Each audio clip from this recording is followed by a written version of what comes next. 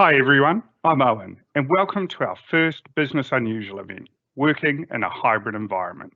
We have a great lineup of speakers for you today, including myself. And of course, we will have an opportunity for questions and answers at the end of the event. Please post any of your questions you have in the Q&A area to the right. After the event, you'll be sent a survey. If you could please take a few moments to complete this, it helps us greatly with future events we hold. And completed surveys go into the draw to win a prize. Now, I would like to introduce our first speaker, Lindsay, Vodafone's Chief Enterprise Officer. Lindsay, over to you. Great, thank you. Well, hello everyone and welcome. I'm really excited to be talking to you about this concept of free range working. And we came up with this concept called free range working about a year ago as we went into our prior lockdown period. And it really starts to hone in on the fact that there will no longer just be the ability to work in the office or just from home, but it's this concept of blending your environments and working wherever you need to work to be engaged and to be productive. And those 2 points are really important, right? Engaged and productive. And what we found as we went into the prior lockdown was a lot of our customers didn't have the right collaboration tools or the right cloud tools available to enable their teams to work from anywhere. And a lot of our focus over the last year has been helping move our customers onto collaboration tools such as Microsoft Teams or cloud-based contact center tools such as AWS Connect.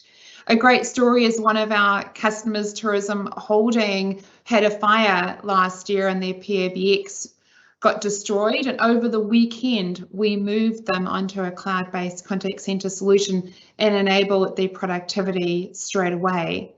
It also leans into the other amazing opportunity we have around finding talent and harnessing talent all across the country. So you no longer have to have find these amazing staff members in Auckland, Wellington or Christchurch, for example, but they can be anywhere around the country. And as long as the business enables the organisation with connectivity tools, then your staff can work from anywhere. Some of the other things we saw that were quite interesting last year was as soon as you start opening up your network, you start to create greater security risks within your environment. And so the fold or the increase of cybersecurity attacks increased tenfold last year, and we continue to see them, and you'll all be aware of the more recent cybersecurity issues. And so what we talk to our customers about is not just enabling the right tool sets, but securing your environment as well, which is critically important. A few other things we saw last year was we saw an increase of arson attacks on our cell sites, which was quite interesting. And as we went into lockdown this year round, we've seen that go again, and so that creates a little bit more activity for us. But what does it mean as we think about hybrid working in a Vodafone context? And so what we did last year was we surveyed about 1,200 of our team members, and they came back with these statistics. And so 89% of our team felt just as productive when they work from home as when they work in the office. 94% of our team wanted us to enable and provide flexible working for them, and 34% like this hybrid concept of being in the office part of the time and being at home part of the time.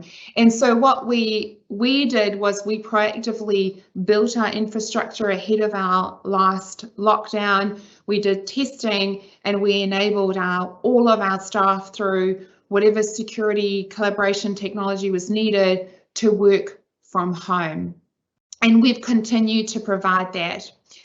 But one of the key things that we see out of this ability of having this hybrid working environment is how could it impact culture, and how does it change how our managers have to lead? And in fact, Gallup research highlighted that the biggest risk in this new, what we call free range way of working, is the impact it could have on culture. And we've certainly seen it over the in and out of lockdown environments that we've had over the last year and a half, is where you need to lean in more around culture. You need to lean in more around encouraging your teams to be in the office some days a week to make sure you can have those water cooler conversations or have those coffee catch-ups to make sure that you're connecting. The other key area that we invested in is really about how to lead remotely. And so no longer the way your managers manage staff, the way it used to be is not the way it's going to be moving forward, right? And so how do we think about workload management? How do we think about connecting teams?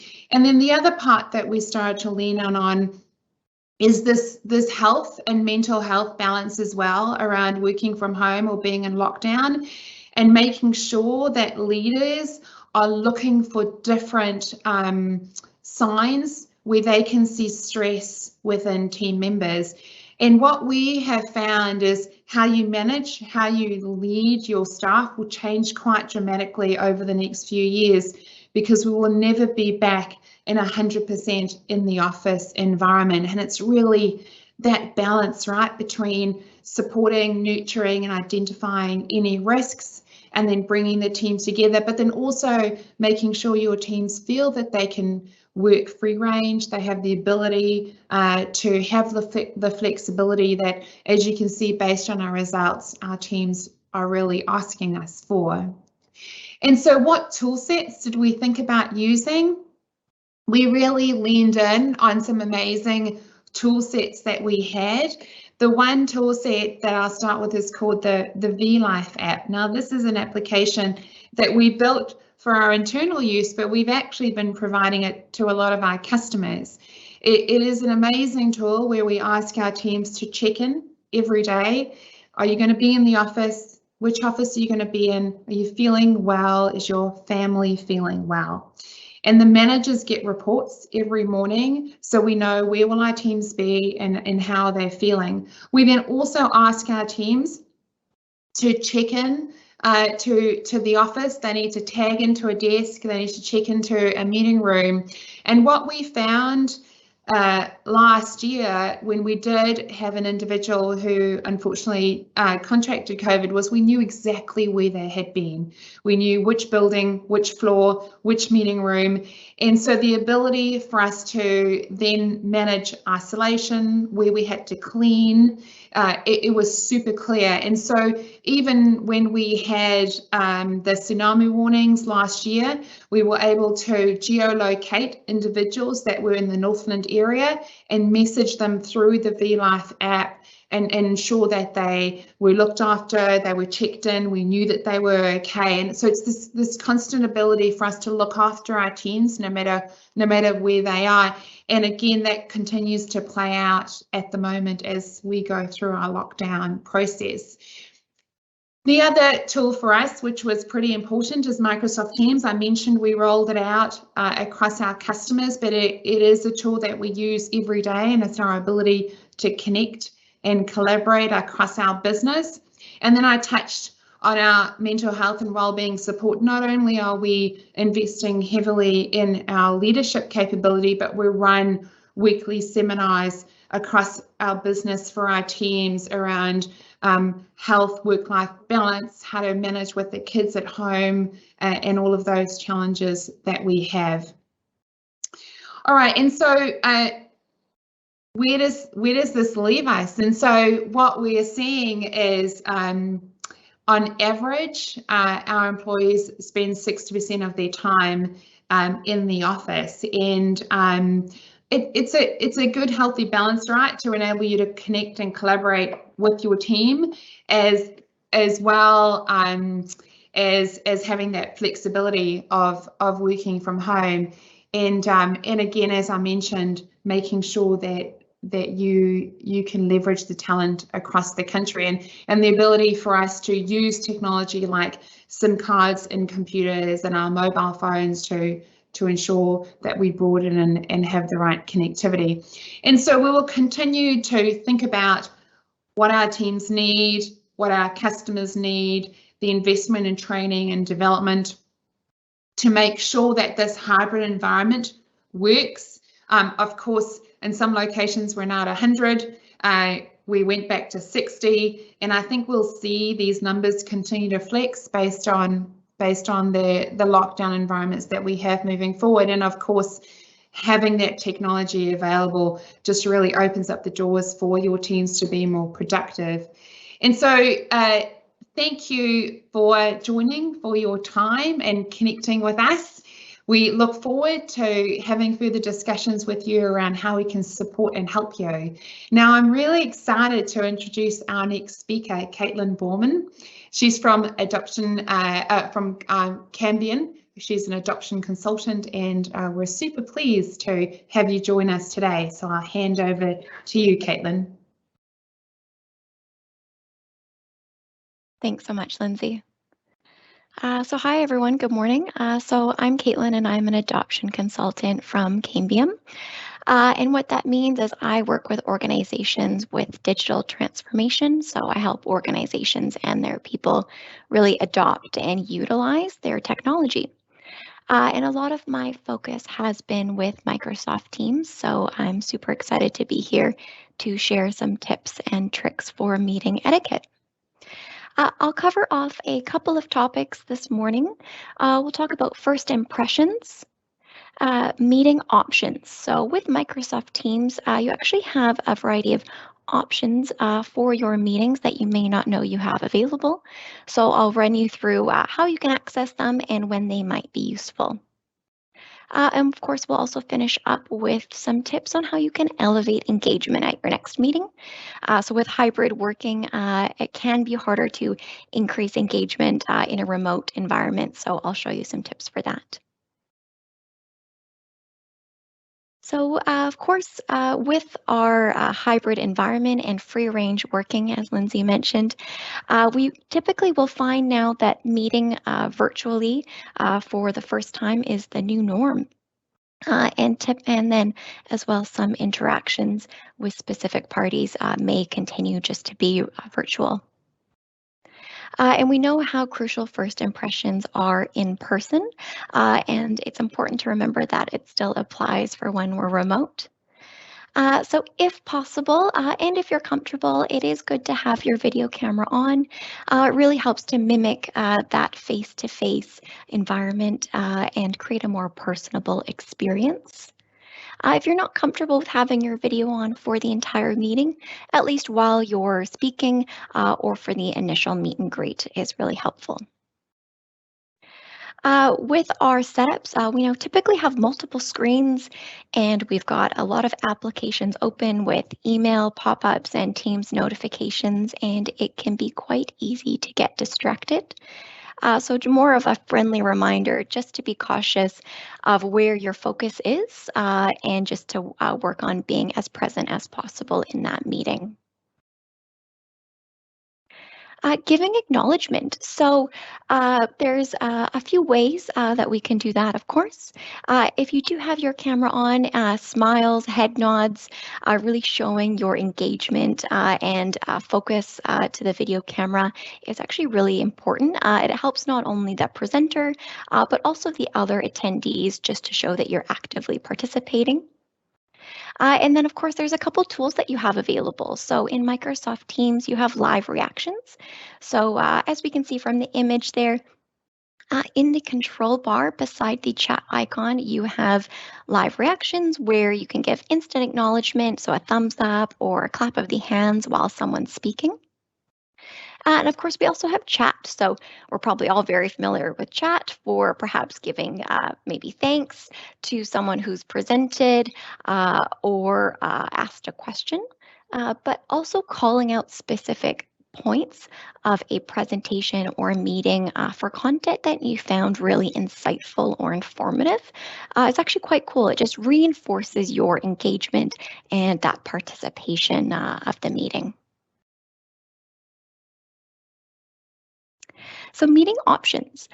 So what we can see here from the top left-hand corner, you have a meeting options link available in the body of the email invitation. When you click the link, it'll open up in a web browser, and as the organizer, you've got some options. So you can enable a virtual lobby, you can set the meeting to record automatically, and so you don't forget, as well as you can turn off chat and microphone options, as well as select specific attendees to be presenters. So in this case, you would select one or more people to have the option to present, so to share their screen or a PowerPoint live presentation. Now, you may not need to change these settings for every meeting, but I find that it's really helpful for more formal presentations or meetings with a high number of participants. And from the image on the right, we can see that as an organizer, you do have the ability to adjust those settings even within a meeting. So with hybrid environments, there's typically some changing circumstances. So it's helpful to change those settings on the fly. I'll finish up with our last slide on some tips to increase engagement. And I'm going to run through 3 common scenarios and then provide you some tips and tricks. So as a participant, we've probably all found it can be hard to find the right opportunity to jump in and ask questions or provide some commentary without speaking over someone. In addition, as a presenter, it's hard to gauge the other attendees when someone may want to ask a question, or we find that we're continually going from topic to topic without stopping. So if you have deliberate pauses in between key points, it really just allows an opportunity for people to engage, ask questions, and get a discussion started. The next tip is specific callouts when you have a question. So whether we've been in a meeting or posed a question ourselves, perhaps that was, does anyone have any feedback? We may end up hearing a bit of silence on the other end before someone may be inclined to jump in and give some feedback.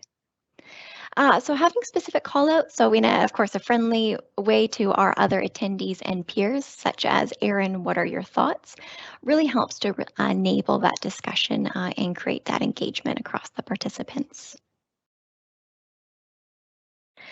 Another common scenario is using up the full time of the meeting.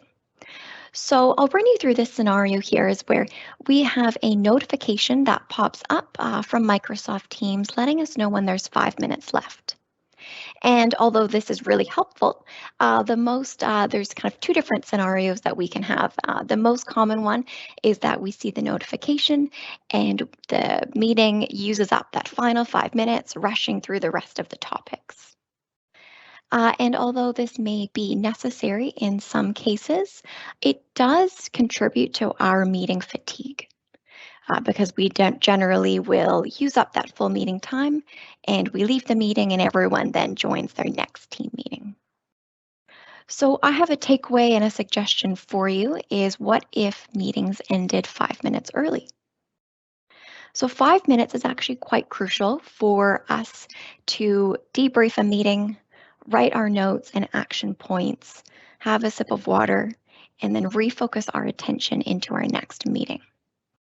So it's really about that mental and physical shift that's really crucial to our overall success for the day. Now, we've been actually using this tactic of ending meetings 5 minutes early. So as soon as we see that notification, we've been doing this at Cambium for the last couple of months, and it's been really helpful because it does increase our overall engagement and participation so that we can end 5 minutes early and use that time for our well-being and adjustment into our next meeting. So I want that to be hopefully a takeaway and a suggestion for you to try out, whether it's this afternoon or tomorrow. So calling that out even at the beginning of the meeting with the intention that you plan to finish up 5 minutes early, and when you see that notification pop up, taking that time for yourself and your colleagues. So I think that's quite a cool feature to have as the new norm. So that concludes my tips for meeting etiquette today. So I want to thank Vodafone for having me. So we've covered a few things in terms of giving acknowledgement, meeting options, and that takeaway for ending meetings 5 minutes early. And I'll hand the floor back over to Owen to talk about Teams equality.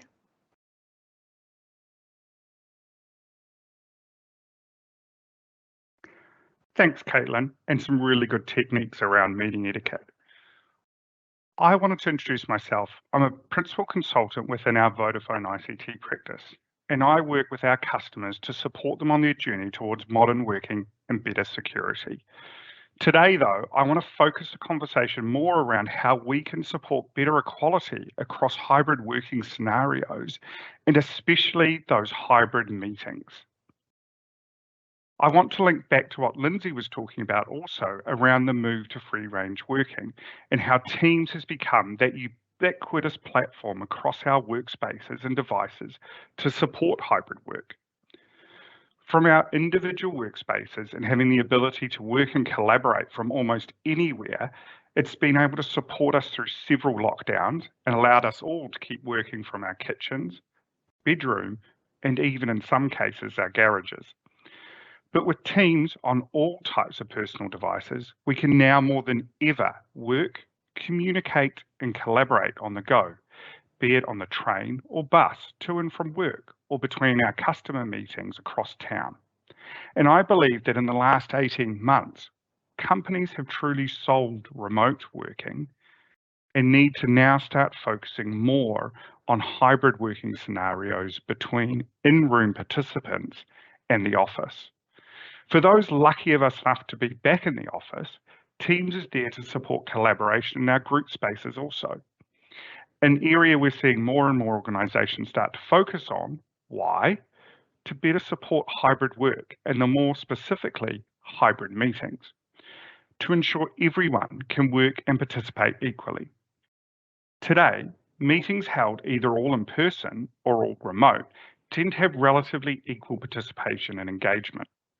However, we've all experienced a hybrid meeting where participants definitely wasn't equal due to a range of different issues, including poor video and audio quality, the inability to collaborate, or in-room attendees forgetting about their remote colleagues.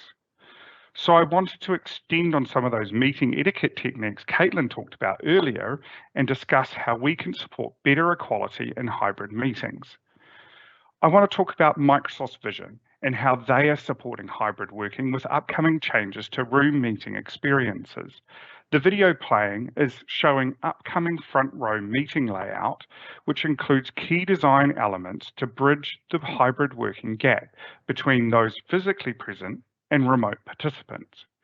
Visually, you can see the attendee gallery has moved horizontally across the bottom of the screen to provide a similar face-to-face experience as if remote participants were in the room. The fluid UI also brings to the forefront elements like the agenda, tasks, and notes, but most importantly, ensures meeting chat is highly visible, a major issue today for in-room participants. I also wanted to focus on the aspects of modernising our meeting room spaces. It's another key aspect to supporting better hybrid meetings. Changes to room layout and equipment to assure a more natural, engaging experience is important. Placement of displays and cameras needs to be rethought to ensure they are at eye height and central to the meeting space, allowing better eye contact between in-room and remote participants.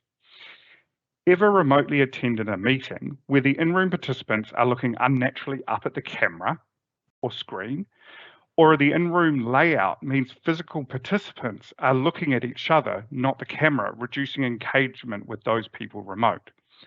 These are all great examples of why room layout plays just as important part to better hybrid meetings as the technology. Another innovation to Teams is improved transcriptions through the introduction of better speaker identification powered by a new category of intelligent speakers from Yealink and EPOS, enabling clear voice capture of up to 10 people in a meeting room. So whether you are working remotely or in the room, you can effectively see who said what during and after your meeting. allowing everyone to focus on the purpose and the outcome of that meeting and less time on taking notes, something I know I struggle with. Knowing who is speaking makes transcription more accurate and can easily leverage the power of the intelligence and Microsoft Graph to provide access to rich, people-centric data and insights that better contextualize the transcription. For example, because we know who is speaking, the acronym, names of colleagues, and different words the speakers use can be more accurately transcribed. A great example of this is the intelligence of live transcription in one of my internal meetings I had yesterday, where we were talking about one of our customers, and Teams was able to accurately attribute who said what and when. But even better, was able to transcribe accurately the names of colleagues, our internal technical jargon, and customer names. But I think the biggest stumbling block to better hybrid meetings is collaboration. With new technology and devices that mean we can better share our in-room experiences with our remote participants, we're able to show the entire room or better focus on individual participants by using solutions like the Jabra Panacast 50 with its 180-degree view. And also another great feature of such a product is the ability to bring in your in-room whiteboards into the meeting experience for remote participants to see better using Teams content camera technology. I guess the thing I like about Jabra's approach to this is it's not a separate camera or device you need to install in your room, but it's built right into the meeting room bar with smart AI capabilities to automatically adjust and enhance your in-room whiteboards from a single unit. A great solution for your stand-up and huddle spaces. This is a great starting point to bring today's physical collaboration into the digital. But how do we truly transform this physical type of collaboration to allow everyone to equally participate? Digital whiteboards are one solution, with the likes of Microsoft's Whiteboard and other third-party solutions from Miro and Envision, providing those digital experiences where all participants can easily contribute and collaborate together from any device. From touch-enabled in-room devices like the Surface Hub to people's laptops, phones, and tablets. Digital whiteboards provide a full set of collaboration capabilities that allow teams to capture concepts, map user stories and customer journeys, or conduct planning sessions in real time easily. The video is an example of Microsoft's new whiteboard app releasing in the next few months. It's a great update to an already good digital whiteboarding solution everyone with Microsoft 365 licenses has access today. But why stop at just digital whiteboards? Teams are collaborating and leveraging Microsoft Teams across their workflow and different meetings more and more through integration and use of Microsoft 365 services and other third-party add-ons. For example, Microsoft Planner or Jira to run agile sprints in their daily stand-up meetings. I know we've covered a lot today, but I'd like to close out with a few of my own personal tips and tricks when it comes to Teams. PowerPoint Live is probably my favorite feature, and it's a way of presenting PowerPoint presentations far more easily and engaging for the presenter. Probably one of the things I struggle with the most when presenting remotely is the ability to see, engage my audience when presenting. With traditional screen sharing of PowerPoints, you lose the ability to see meeting participants as the meeting window is minimized to the small window off to the right so that you can focus on the app you're sharing. With PowerPoint Live, this is no longer the case. You could present your presentation all from within the meeting window while still being able to see your presenter notes and upcoming slides. But for me, the most important aspect of this is being able to see and engage my audience and understand how they're reacting to my content. Another cool presentation capability is the ability to change your presenter mode and how when you're sharing your screen. Unfortunately, not yet available for PowerPoint Live, but hopefully one day soon. Ever wanted to be a newsreader? Here's your chance. Presenter mode allows participants to not only see the presentation, but you as well, either overlaid over your presentation or side by side with it. Next time you share your screen in a meeting, have a play. Just make sure you think about your slide layout and your content if you're using reporter mode. You don't want to cover up what you're trying to present or your content. And finally, my last tip, which I hope you all are already aware of, Microsoft Secure Score, but more specifically in relation to today's topic, some of the Microsoft recommendations for improvement around Microsoft Teams. Security is always important, and these are key recommendations, are just some of the basics your organization should have in place to protect your team's experience. These include things like meeting lobbies for your users not specifically invited or external to your organization, or being able to control who can present by default in a meeting, or which attendees can control the meeting experience. These, of course, are only a subset of the wider improvement actions organizations should undertake to improve their Microsoft security posture, and I please encourage you all to have a review of yours today. I hope you found today's webinar helpful and that you and your organizations are able to work better in this new hybrid world. Before we close out, I see we have a number of questions that have come through whilst we've been talking, and we'll go and answer these now. The first question I see we've got is for Lindsay. What ways have you had to adapt your agile model with people working from home? Lindsay? Well, I think, Owen, you and I can answer that question together because there's a lot of technology that enables organizations and teams to connect and collaborate. And you just demonstrated the Microsoft Digital Whiteboard with the sticky notes, and Mural is another similar concept. And so as we've been in this lockdown, our agile teams have been using those technologies. You spoke about Jira. So I think we have some great technology available for the agile teams to come together and collaborate.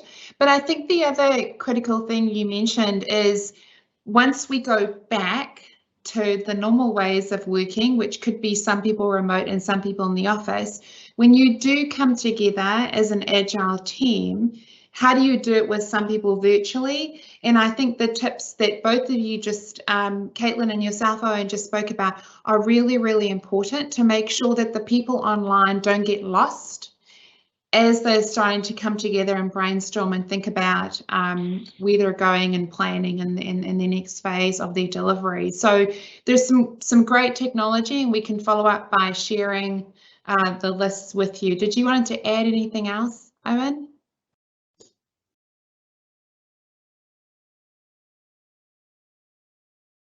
Yeah, exactly. I think it is for most organization, it's about really thinking from a day-to-day point of view, how some of those more traditional kind of meetings we have around daily stand-ups, you really make sure that you're supporting everyone and that the spaces you're using support that. I know for a while there were points where some of our internal squads would all be sitting around different pods of desks, all on Teams meeting individually, because it was easier to do that to make sure everyone could participate. But now that we're using the likes of Surface Hubs to stand up around, the in-room experience for people is easier to engage, but also those people remote are still able to attend. We've got another really good question here for Caitlin. What's the tips on using backgrounds? Should we maintain a professional appearance or not to give a better use of the personal insight that people we're meeting with? Yeah, that's a great question. It's a great question, and I think it just depends on the meeting itself, who it's with, as well as kind of what the general business thinks is best practice. Personally, what I've seen at Cambium with clients and with other organizations is that we typically would have a couple of different backgrounds. Of course, Teams naturally has the built-in backgrounds, but you can add in your own branded Vodafone backgrounds like we're using today. But I do think for some of those perhaps informal meetings or with your team, it is fun to have photos that perhaps mean something to you to really show you as an individual and a person, just to add a bit of something extra to our hybrid environment and getting to know people on a more personal level.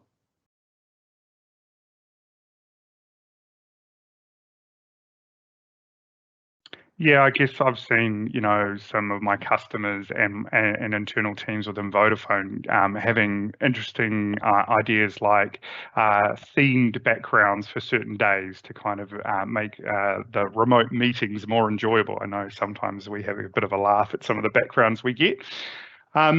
I've got another question here for Lindsay. Great comments about leading remotely. What have you found is the most successful way to communicate with your team during level 4 lockdown? That's a really great question. Here we go. As when you have larger teams, it always starts to get harder to connect with them. I've got over 400 people on the team, and you really want to be able to share and create that human connection with them. We utilize Workplace, which is a Facebook-powered, chat group, kind of like a work Facebook tool that we use. And I post a video every Monday morning just talking about what happened last week, thanking the team for their efforts and what's going on, or the focus areas for them the following week. And then we do some fun things like prizes and competitions. So connecting and sharing messages is really important. We also make sure that we have connections with our leadership team twice a week to check in on how everyone's doing. And then in this lockdown, some people have struggled a lot more in this lockdown than last lockdown, and so we've done some additional things like we've created something called Vote a Friend, so Vodafone a Friend, and this is where if you see anyone that you think is struggling, we will reach out to them and help them, whether it is sending them cupcakes or whether it is helping them fund some childcare, or if it's taking some workload off individuals. And it's this concept of looking after each other because we're one community. And so if you see anyone that's struggling, go through Vodafone a Friend, and we have a whole process to make sure that we can identify and help people through the more recent lockdown. So I think in summary, it's a combination of sending regular messages out, it's checking in with your leadership team on a regular basis, but then it's also broadening it out and saying we're one community and how do we look after each other together. And if you notice something, create a process where you can say, hey, I think Susie needs some help, or I think Johnny needs some help, and then we come together and really support them.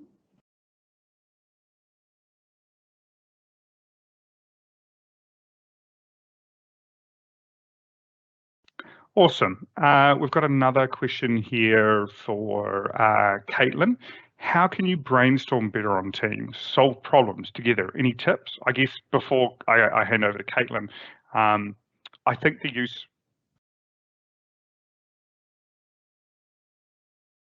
think some of the use of like digital whiteboards and some of those experiences are really important. I've worked with a couple of customers to do workshop sessions, and one of the things we've found is when we've used the technology like Miro, it has really helped everyone be able to be engaged in that workshop and really change that way of working so that everyone gets a chance to collaborate put in their ideas, but also then be able to quickly, after that meeting, take everything. So I think that digital whiteboarding experience is really important, not only to being able to collaborate in meeting quickly, but actually move to the next stage is far easier because you're not having to repurpose the information off a traditional whiteboard. But Caitlin, do you have any other tips?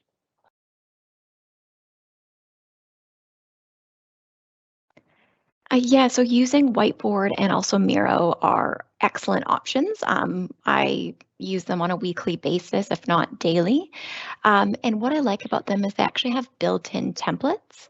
So the fact that you not only have a place that everyone can brainstorm and problem solve from a remote tool, but those templates actually really help to enable and really facilitate that discussion.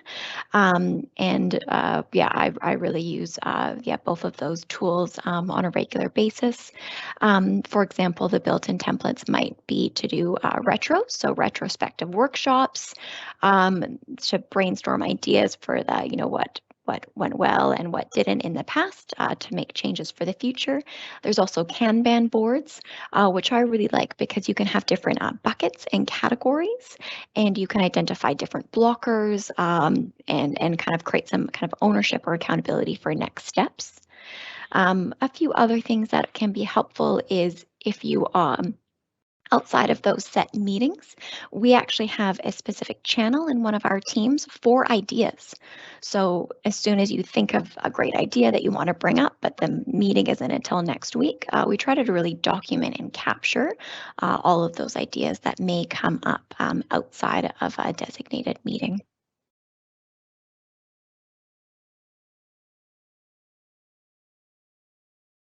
Awesome. And I guess we'll take one last question, and it's one for me actually. So people have noticed that a couple of us are wearing headsets, but not all of us, and wondering what the recommendation is around the use of headsets. Especially, they've got some examples of staff that are traveling a lot. I think it's really important to understand the team certified headsets and what it means for your ability to be clearly heard by other participants and provide that best experience.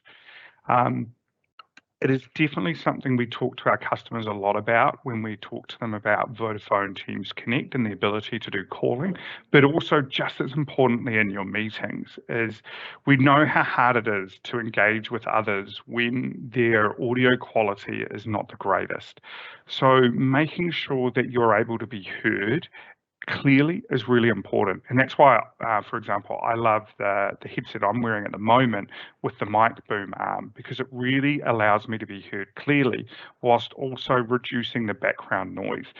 And I know the team at Jabra have got some great videos demonstrating the difference between the audio quality of a standard headset and then something with a specialized team certified microphone. Versus, your typical Apple AirPods or maybe your laptop's inbuilt microphone. I'd probably suggest at best I would not use my laptop's built-in microphone and camera and look at investing in some sort of headset so that you can be clearly heard. So I think we've covered off a lot, and I'd like to thank everyone again for making the time to join us today. We appreciate you are incredibly busy running your businesses. And for those of us in the Auckland region still in lockdown like me, balancing that family and work responsibilities is never easy. Also, a friendly reminder to please provide your feedback through that post-event survey you'll receive shortly so you can hopefully win a prize. And finally, a reminder, we'll be hosting more of these Business Unusual events in the future, which you can show your interest for through the survey or keep an eye out on LinkedIn or your email to attend those. Thanks, everyone. Keep safe and enjoy the rest of your day.